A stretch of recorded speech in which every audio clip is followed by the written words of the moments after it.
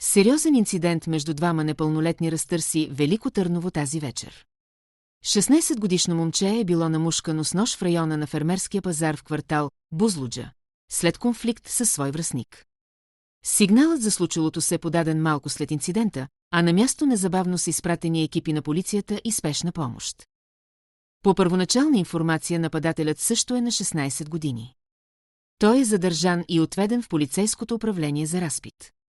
Към момента се изясняват причините, довели до ескалацията на напрежението между двамата младежи, като не се изключва версията за личен конфликт.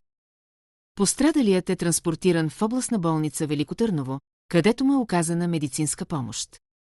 По информация на медиците състоянието му е стабилно и няма опасност за живота му, въпреки сериозността на нападението. Районът около мястото на инцидента е бил временно отцепен, а разследващите са извършили оглед. Събират се доказателства и се разпитват свидетели, които биха могли да помогнат за изясняване на пълната картина около случилото се. За още новини, не забравяйте да последвате стадото.com.